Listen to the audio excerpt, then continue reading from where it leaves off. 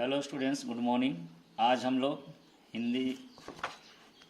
हिंदी व्याकरण में हम लोग आज पढ़ेंगे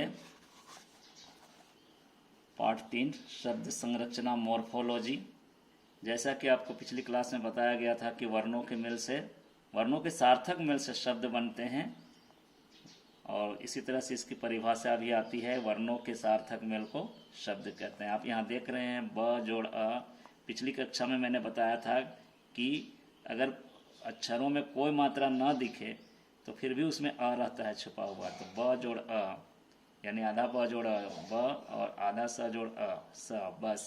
इसी तरह से ल अ ल, ड अ ड और क ई की लड़की, म ऐ मैं, द आ दा, न अ न। आइए हिंदी भाषा में शब्दों को इस आधार पर हम लोग शब्दों का वर्गीकरण करते हैं। उत्पत्ति के आधार पर, बनावट के आधार पर, प्रयोग के आधार पर, अर्थ के आधार पर।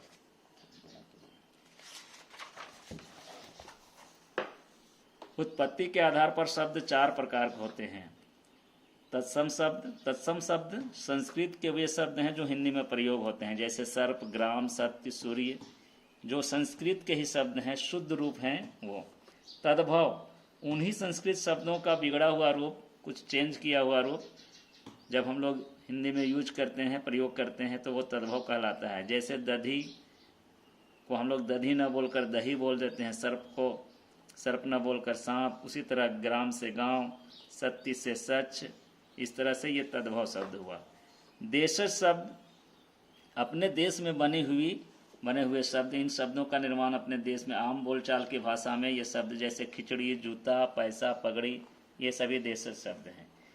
विदेशी शब्द दूसरे देश की भाषाओं से हिंदी में आए शब्द विदेशी हैं, जैसे लालटेन, स्टेशन, स्कूल, पादरी, जमीन, बंदूक, सब्जी, आदमी, वकील, सौगात, रुमाल, तौलिया, ये सभी कुछ अलग अलग देशों के शब्द हैं। कुछ इंग्लिश हैं, कुछ उर्दू हैं, कुछ अरबी हैं, इस तरह से और विदेशी शब्द हैं। बनावट के आधार पर शब्द 3 प्रकार के होते हैं। रूढ़ शब्द वैसे हैं जिनका अगर हम खंड करें तो उसका कोई अर्थ ना निकलेगा। जैसे घर, घ जोड़ र, कवि, इस तरह से हाथी, इसका अगर हम खंड करें, टुकड़े करें तो टुकड़े होगा ही नहीं, अगर होगा तो उसका कोई अर्थ नहीं होगा। तो ऐसे शब्द होते हैं रूढ़ शब्द जिनके टुकड़े नहीं किए जा सकते हैं। यौगिक शब्द ऐसे शब्द हैं जो दो शब्दों के योग से बनते हैं। रसोई प्लस घर, रसोई घर। रसोई का मतलब भी है, घर का मतलब भी है। नील प्लस कमल, नील कमल। तो ये यौगिक हैं। योगरूढ़ भी उसी तरह से 2 शब्दों से मिलकर बनते हैं, लेकिन एक विशेष अर्थ, जैसे आपने बहुव्रीहि समास पढ़ा होगा, एक अर्थात वाला जो है, एक विशेष अर्थ वाला है, वही है योगरूढ़ शब्द। नीला जोड़ कंठ, नीलकंठ, नीले या कंठ वाला अर्थात शिव। प्रयोग के आधार पर शब्द 2 प्रकार के होते हैं, विकारी शब्द, अविकारी शब्द। विकारी शब्द में संज्ञा, सर्वनाम, विशेषण और क्रिया आते हैं। इनके रूप हैं आवश्यकता अनुसार लिंग, वचन आदि के अनुसार बदलते हैं, जबकि अविकारी शब्द वो हैं जिनके सभी रूपों में सभी जगह में समान रूप से प्रयोग होते हैं। इसके बारे में अगले कक्षाओं में हम लोग विशेष चर्चा करेंगे। इसमें क्रिया विशेषण, संबंध बोधक, समुच्चय बोधक, विस्मय आदि बोधक आते हैं। अर्थ के आधार पर पर्यायवाची शब्द, विलोम शब्द, सकारार्थक शब्द है, अनेकार्थक शब्द है, श्रुति संभिन्नार्थक शब्द है वाक्यों के लिए, जो कि आगे आप लोग शब्दकोश में इन शब्दों के बारे में पढ़ेंगे।